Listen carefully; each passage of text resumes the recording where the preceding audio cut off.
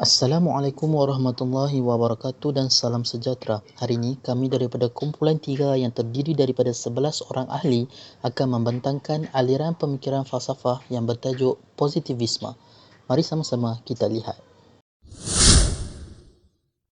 Positivisme merupakan suatu teori falsafah yang menyatakan bahawa pengetahuan tulen secara eksklusif yang berasal dari pengalaman fenomena alam dan sifat dan hubungannya. Maklumat yang diperolehi dari pengalaman dari dirinya seperti yang ditafsirkan melalui akal dan logik. Dalam bidang ilmu sosiologi, antropologi dan juga bidang ilmu sosial lainnya, istilah positivisme berkait rapat dengan istilah naturalisme dan dapat difahami melalui pemikiran Auguste Comte pada abad ke-19. Comte berpendapat bahawa positivisme merupakan salah satu cara melihat dan memahami dunia berdasarkan sains. Comte juga mendapati teori saintifik dapat disusun semula dari tahap yang sederhana dan universal dan kemudiannya menuju ke tahap yang lebih kompleks dan terhad. Secara etimologi, positivisme berasal dari kata positif dalam bahasa falsafah yang merupakan peristiwa yang sebenarnya terjadi dan dapat dialami sebagai kenyataan. Hal ini demikian, apa yang disebut positif adalah bertentangan dengan sesuatu yang dalam khayalan atau terdiri daripada sesuatu yang merupakan pembinaan kemampuan untuk berfikir, ciptaan daripada akal manusia. Positivisme dalam terminologi bermaksud pemahaman yang dalam pencapaian kebenaran yang berasal dari peristiwa yang sebenar-benarnya berlaku. Seterusnya adalah tokoh yang memperkenalkan aliran positivisme. Tokoh yang pertama adalah Auguste Comte. Ia bermula pada abad ke-19. Auguste Comte berpendapat bahawa positivisme adalah cara pandang dalam memahami dunia berdasarkan sains. Kenyataan ini juga bermaksud yang pertama, pengetahuan mestilah benar-benar boleh dipercayai dan tepat. Yang kedua, untuk mencapai pengetahuan dalam falsafah, kaedah saintifik harus digunakan secara utama untuk mendapatkan pembuktian empirikal. Yang ketiga, falsafah hanya perlu mengkaji fakta, bukan penyebabnya, dan tidak seharusnya berusaha untuk menjadi super sains. Penganut faham positivisme meyakini bahawa hanya ada sedikit perbezaan antara ilmu sosial dan ilmu alam kerana masyarakat dan kehidupan sosial berjalan dengan aturan, demikian juga dengan alam. Auguste Comte memperkenalkan 3 peringkat pembangunan teknikal, iaitu masyarakat tradisional, pra-perindustrian dan perindustrian, yang sesuai dengan 3 tahap perkembangan intelektual, pandangan dunia teologi atau agama, metafizik dan saintifik. Walau bagaimanapun, Auguste Comte hanya meletakkan asas-asas positivisme. Ia terus diperbaiki dan ditambah dengan tokoh-tokoh yang lain dan hingga ke hari ini ia terus berkembang. Tokoh yang kedua yang terlibat iaitu Herbert Spencer, di mana beliau mengaplikasikan dirinya sebagai positivisi, iaitu di mana tertarik dengan undang-undang, hukum dan peraturan. Pemikiran Herbert Spencer ini digunakan pada tahun 1820 hingga 1903. Beliau fokus kepada evolusi strategi, di mana beliau percaya bahawa idea moral yang akan lahir dalam secara individu atau diri sendiri. Oleh itu, beliau telah mengatakan kita akan tahu fenomena-fenomena dan gejala-gejala yang akan berlaku. Menurut Herbert Spencer, evolusi dilakukan kepada 3 tahap, yaitu di mana yang pertama adalah peningkatan integrasi, yang kedua adalah peningkatan perbezaan, dan yang ketiga adalah pergerakan dan dari kekeliruan. Ini sangat penting untuk mengesahkan sosiologi sebagai sains. Dia juga menekankan bahawa sosiologi berkaitan dengan penggunaan sains seperti biologi dan psikologi. Selain itu, Herbert Spencer juga menolak aspek ideologi positivisme, yaitu cuba merumuskan sebagai sains sosial dari segi prinsip evolusi yang mana memakai aspek biologi, psikologi. Terdapat 6 ciri-ciri positivisme daripada pemikiran Auguste Comte pada tahun 1950-an. Yang pertama, bebas nilai, iaitu menjelaskan bahawa antara fakta dan nilai kepada peneliti untuk mengambil jarak dengan semesta dengan bersikap berkecuali ia tidak berat sebelah. Yang kedua, fenomenisme, iaitu pengetahuan yang sah hanya berfokus kepada fenomena semesta. Yang ketiga, nominalisme, iaitu positivisme hanya konsep yang mewakili realiti tertentu yang nyata. Yang keempat, reductionisme, iaitu realiti reduksi menjadi fakta-fakta yang dapat diperhatikan.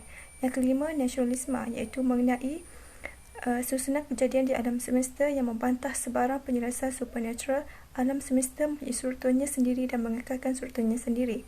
Yang keenam, mekanisme adalah bahawa semua gejala dapat dijelaskan oleh prinsip yang dapat digunakan untuk menggambarkan mesin atau sistem mekanik. Auguste Comte mempunyai pengaruh tersendiri di bidang falsafah barat. Pemikiran positivisme yang dibawa oleh beliau tersebar luas dalam pelbagai bidang ilmu. Pada tahun 1938, Terence Wilmot Hutchinson dalam bukunya yang bertajuk The Significance and Basic Postulates of Economic Theory mengkritik tentang ilmu ekonomi yang dijalankan berdasarkan pengetahuan yang tidak dapat diuji kepastiannya. Kritikan Hutchinson ini menunjukkan unsur positivisme di mana ilmu pengetahuan itu mestilah berdasarkan pengalaman dan ilmu yang pasti sahaja. Selain itu, kenyataan Paul Samuelson dalam bukunya yang bertajuk Foundation of Economic Analysis juga menunjukkan pengaruh positivisme dalam ekonomi. Pengaruh positivisme telah menjadikan undang-undang sebagai sesuatu unsur yang terpisah dengan unsur moral dan akhlak. Pengaruh positivisme dalam undang-undang ini juga menyatakan bahawa kekuatan undang-undang berasal dari fakta sosial asas yang dicipta oleh Emily Durkheim. Positivisme menganggap bahawa eksperimen saintifik yang disahkan adalah satu-satunya sumber pengetahuan yang boleh digunakan untuk mengesahkan sesuatu fakta atau informasi maklumat. Pendidikan melalui positivisme ini akan membantu pelajar-pelajar muda untuk mengasah kemampuan dalam menemukan fakta-fakta dan membuat analisis. Ciri-ciri positivisme apa yang disokong kumpulan penyokong, iaitu ahli falsafah Auguste Comte merumuskan konsep baru dan mengembangkan metodologinya. Arah itu dipanggil positivisme kerana garis panduan utamanya. Ini termasuk kajian tentang masalah-masalah apa sifat melalui sebenar dan pemalar. Maksudnya pengikut idea ini hanya memberi tumpuan kepada fakta yang mampan dan mereka menolak pendekatan lain. Positif secara kategori tidak termasuk penjelasan metafizik kerana ia tidak dapat dilaksanakan dalam arah ini. Dan dari sudut pandangan praktik, mereka sama sekali tidak berguna. Pertama, positivisme diwakili sebagai satu set idea seperti semua idea falsafah yang timbul sebelum ini diiktiraf sebagai metafizik. Ini membawa mereka kepada penyikiran dan penggantian sains yang telah standing dengan falsafah. Dalam beberapa situasi, kita boleh menggunakan semakan pengetahuan atau doktrin khusus bahasa sains. Selain itu, kebanyakan ahli falsafah pada masa itu berpegang baik pada idealisme atau materialisme yang melampau di antara satu sama lain. Positivisme menawarkan cara ketiga namun perlu dirangka dengan arah yang jelas. Akhir sekali, rasional saintifik adalah kekuatan dan asas daripada pandangan dunia. Positivisme didasarkan pada tanggapan bahawa sains adalah satu cara yang harus digunakan untuk mengetahui dunia ini dan selepas itu ia boleh berubah menjadi instrumen transformasi. Ciri-ciri positivisme yang ditolak oleh kumpulan penentang. Kumpulan positivis menolak positivisme berkaitan sains aliran modernis. Walaupun fahaman positivis mula wujud pada abad ke-18 di Perancis melalui Auguste Comte 1996, tetapi fahaman ini kemudian digabungkan dengan sains dan diaktifkan pada tahun 1920-an oleh golongan positivis logical.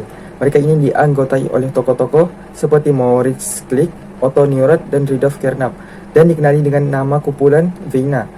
Mereka sering mengadakan pertemuan secara tetap untuk membincangkan isu-isu falsafah mengenai ilmu sains. Mereka menganggap orientasi analisa linguistik dan teori logik yang mempunyai kaitan dengan prinsip verifikasi. Salah satu ciri utama fahaman golongan positivis adalah penentangan mereka terhadap 196 gerakan positivis oleh golongan positivis logical yang mempunyai kaitan dengan Auguste Comte. Auguste Comte menganggap tamadun manusia ada peringkat. Peringkat tamadun yang paling maju adalah apabila masyarakat mencapai tahap saintifik. Mereka menganggap bahawa ilmu yang diasaskan melalui pemerhatian dan kelima-lima panca indera boleh diterima sebagai ilmu yang sahih. Tujuan utama kumpulan positivis logical untuk membina satu konsep falsafah tentang sains yang menggambarkan betapa kukuhnya kedudukan ilmu sains itu berbanding dengan ilmu-ilmu yang lain dengan menghubungkan sains dengan dua ciri asas iaitu logik dengan empirisisme. Bagi mereka, sesuatu ilmu yang sahih itu mestilah terdiri dari pernyataan-pernyataan yang bercorak analitik, iaitu logik, atau sintetik, iaitu empirik. Pernyataan yang bukan bersifat analitik dan sintetik dianggap tidak bermakna. Bagi mereka adalah jelas bahawa sains memenuhi kriteria ilmu yang sahih, sedangkan ilmu-ilmu lain gagal memenuhi kriteria ini. Sekian, terima kasih. Selamat sejahtera semua. Hari ini saya akan membentangkan tentang apakah amalan dan tindakan kumpulan penyokong yang terpengaruh dengan falsafah positivisme ini. Seperti yang sudah kita dengar dalam pembentangan definisi sebentar tadi, kita dapat tahu bahawa falsafah positivisme ini mengenai pemahaman menggunakan kaedah saintifik. Oleh itu, kumpulan penyokong yang terpengaruh dengan falsafah ini sudah semestinya membuat kesimpulan berdasarkan kaedah saintifik atau yang lebih kita faham menggunakan kaedah eksperimen dan juga kaedah pemerhatian. Perkembangan ilmu berlaku apabila falsafah ini diperkenalkan oleh Auguste Comte dan telah mendorong banyak ilmuwan untuk mewujudkan dan mencipta teori atau prinsip sains seperti Law of Fluid Dynamics ataupun salah satu yang terkenal sekali iaitu teori relatif oleh Albert Einstein. Falsafah positivisme jelas sekali memberi impak yang besar kepada dunia, termasuklah negara kita sendiri. Contoh yang paling ketara, dalam cabang mata pelajaran sains yang kita diajar sejak sekolah rendah, kita sudah diterapkan dengan kaedah saintifik. Contohnya, murid-murid didedahkan dengan pengenalpastian masalah, hipotesis, kemudian analisis data, pemboleh ubah, dan sebagainya. Ini ialah kaedah saintifik. Oleh itu, secara kita tidak sedar, sebenarnya kita telah mengamalkan falsafah positivisme dalam kehidupan harian kita. Sekian itu saja daripada saya. Sekian, terima kasih. Pengaruh positivisme dalam pendidikan telah bermula pada awal tahun 1950. Di Indonesia, pengaruh positivisme berlaku kurang daripada nilai-nilai budaya dan moral yang semakin terhakis dalam jati diri anak bangsa, yang menyebabkan mereka mudah untuk melakukan perbuatan yang menyalahi undang-undang dan tidak bermoral. Oleh itu, mengamalkan positivisme dalam pendidikan bertujuan untuk membantu pendidik untuk menyusun pengajaran dan pembelajaran di sekolah, kerana positivisme mengajarkan hal yang baik dari segi intelektual dengan mengaitkan faktor-faktor agama, ekonomi, sosial dan budaya dan seumpamanya untuk melahirkan model insan yang berkualiti. Positivisme dalam pendidikan mengajarkan bahawa kebenaran ialah suatu yang logik, perlu ada bukti yang berilmiah dengan melakukan proses pendidikan. Melaluinya, anak didik diajarkan untuk mempunyai kemampuan dalam menemukan fakta-fakta dan membuat analisis yang diharapkan dapat membentuk anak bangsa yang mampu berfikiran luas, kreatif dan mampu bersaing dengan negara luar. Isu semasa dikaitkan dengan ciri-ciri aliran falsafah pemikiran positivisme. Antara ciri positivisme ialah bersifat logik, iaitu berdasarkan kepada sains yang dapat membantu proses penyiasatan yang universal dalam semua ilmu pengetahuan. Hal ini bermaksud positivisme ialah sesuatu yang menggambarkan sesuatu pengetahuan secara benar berdasarkan fenomena alam semesta. Justru itu, berdasarkan isu semasa pendidikan, iaitu nilai budaya dan moral yang semakin terhakis dalam jati diri anak bangsa. Hal ini dapat selaras dengan falsafah pendidikan kebangsaan, iaitu pendidikan sains dapat memupuk budaya sains dan teknologi dengan memberi tumpuan kepada perkembangan individu yang kompetitif, dinamik, tangkas dan berdaya tahan serta dapat menguasai ilmu sains secara menyeluruh. Sebagai contoh, dengan mewujudkan mata pelajaran sains di sekolah dapat memupuk murid sikap saintifik dan nilai-nilai murni dalam jati diri pelajar dengan pengetahuan kemahiran sains. Oleh itu, hal ini selaras dengan ciri positivisme, iaitu bersifat logik dan benar berdasarkan kepada sains dan fakta dengan pengetahuan sains, dengan pendidikan sains di sekolah yang dapat membantu murid memperoleh nilai-nilai moral yang baik dan nilai budaya sains dan teknologi dalam jati diri murid dengan pengetahuan fenomena semula jadi dan pengalaman harian. Bagi menambah cadangan berkaitan isu di atas, pendidikan perlulah memastikan anak didik dalam negara diperkukuhkan dengan asas-asas membaca, menulis dan mengira.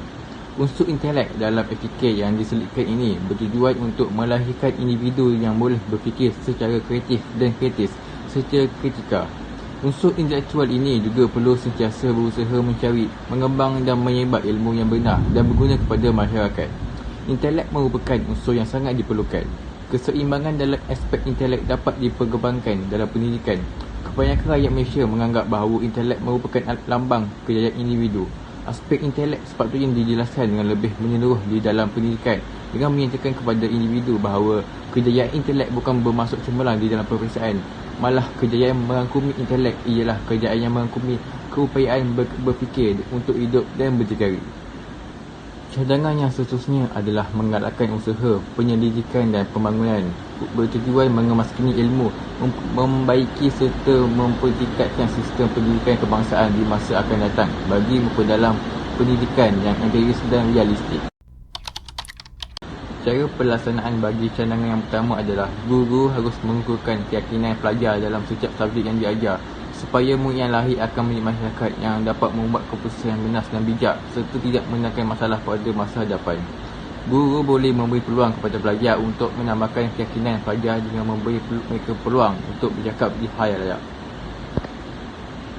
Dengan mewajibkan setiap sekolah mengadakan sudut pidato dan setiap hari dengan menggunakan bahasa Melayu. Oleh itu, semua potensi hendaklah dikembangkan melalui pelbagai aktiviti kehidupan manusia yang melandaskan nilai-nilai murni dan juga norma masyarakat yang baik seperti ceramah agama dan gotong royong selain proses pembelajaran dan pengajaran dalam kelas. Cara pelaksanaan bagi cadangan yang sesungguhnya adalah kementerian perlu memberi tumpuan kepada perkara-perkara seperti penyediaan tenaga pengajar untuk membuat penyelidikan dengan mengajar dan memberi latihan kepada para guru dan pegawai pendidikan untuk mempertingkatkan kemahiran dengan menjalankan penyelidikan dalam pendidikan. Selain itu, mencari dana atau sumber kewangan untuk menyertai projek penyelidikan dan pembangunan dalam pendidikan serta merangka dasar pendidikan untuk menggalakkan para guru untuk membuat penyelidikan khasnya dalam bidang penyelidikan.